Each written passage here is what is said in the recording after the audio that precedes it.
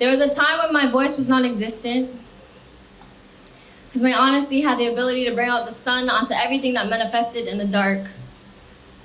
Emotional abuse comes in forms that most people I told said I was wrong for calling him abusive because he never hit me.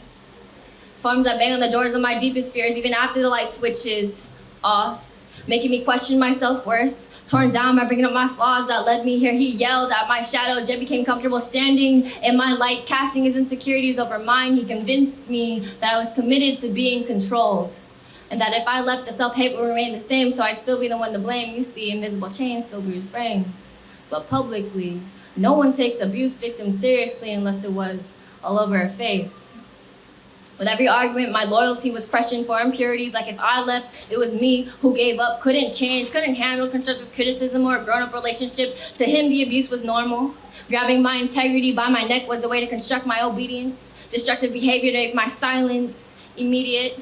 He said he loves me because I was a fighter. He said he loves me because I own my mistakes, but he downloaded all of his sins into my drive, twisted motivation to have my bright side. He knew I couldn't shine if he made my darkness levitate. I've survived with my prescription glasses being snatched from my face so I couldn't drive away. My phone snatched out of my hand so I couldn't call for help.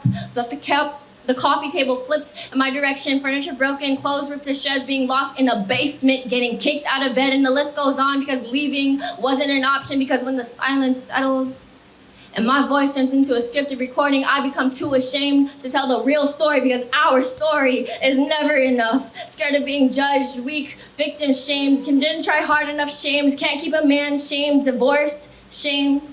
And then after the first forgiven strike, I watched my opportunities to leave disappear into the dangerous current while I sank into the persistent gaslightings. And if you can hear me right now, and your voice slips words that don't match your self-worth, slit open by your love as deafening thunder, decreasing your limits by poisoning your sky, then please don't let anyone tell you you're not trapped when they've never been wrapped in your shackles, never had your mind locked by encrypted manipulation, never